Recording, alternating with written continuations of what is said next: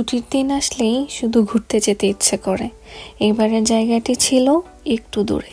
আজকে যাচ্ছি ফ্লাম্বোরাতে, ইংল্যান্ডের one of the most beautiful প্লেসে।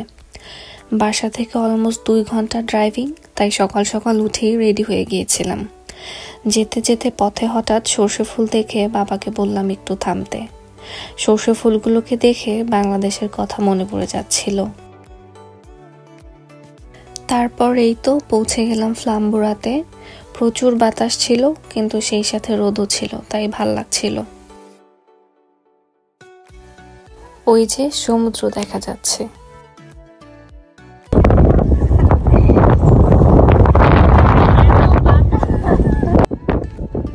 সমুদ্রের কাছে যেতে সিঁড়ি দিয়ে নামতে হবে, তাই সিঁড়ি দিয়ে নামছিলাম।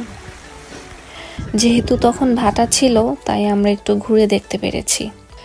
এই যে ক্লিফগুলো দেখা যাচ্ছে, এগুলো ফর্ম হয়েছে মিলিয়ন ইয়ার্স আগে, স্কেলেটনস অ্যান্ড শেলস জমা হয়ে হয়ে। আমরা যে পাথরের উপর দিয়ে হাঁটছিলাম, পাথরগুলো খুবই ধারালো ছিল, তাই খুব সাবধানে হাঁটছিলাম। তারপর চলে আসলাম পাহাড়ের ভিতর এক্সপ্লোর করতে। ভাটা ছিল জন্য এখানে আসতে পেরেছি, নয়তো পাহাড়ের দেয়ালে যে সবুজ দাগ দেখতে পাচ্ছেন, ওই পর্যন্ত পানি থাকে জোয়ারের টাইমে।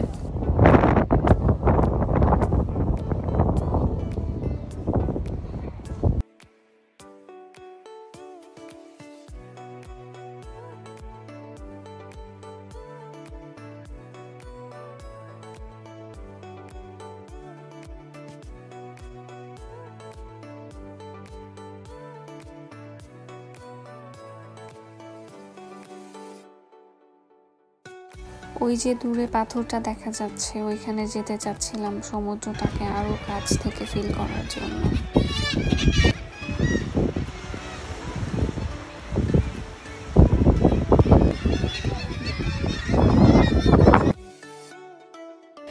এই তো চলে যাচ্ছি উপরে।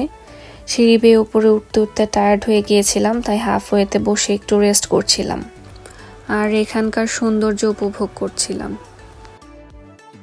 তারপর লাঞ্চ করতে চলে এলাম, যেহেতু খুব ক্ষুধা পেয়েছিল আমাদের।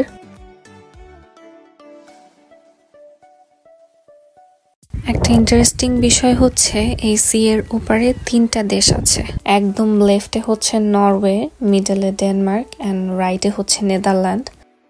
এখানে একটা বাইনোকুলারও রাখা ছিল, যেটা দিয়ে আমরা ভিউ পয়েন্টসগুলো দেখার চেষ্টা করছিলাম, যদিও এটা দিয়ে কিছুই দেখা যাচ্ছিল না। ফ্লাম্বোরা এর সৌন্দর্য ছাড়াও আরো একটা কারণে খুব ফেমাস, সেটা হচ্ছে এখানে নর্থ ল্যান্ডিং এ গেলে সিল কলোনি দেখতে পাওয়া যায়। আইসক্রিম খেতে খেতে তাই সেই নর্থ সাইডেই যাচ্ছি সিল দেখতে।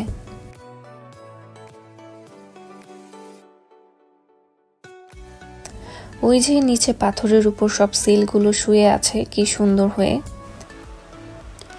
এখানে আসতে আসতেই ওয়েদার খারাপ হওয়া শুরু করে।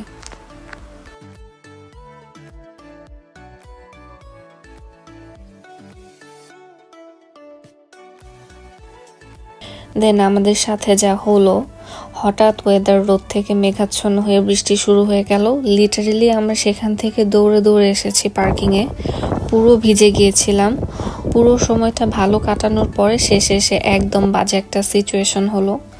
যাক, সেটা বাদে বাকি পুরো সময়টাই খুবই এনজয় করেছি। ও, এখান থেকে 2টো সুন্দর কিরিংও কিনেছিলাম মেমোরি হিসেবে রাখতে।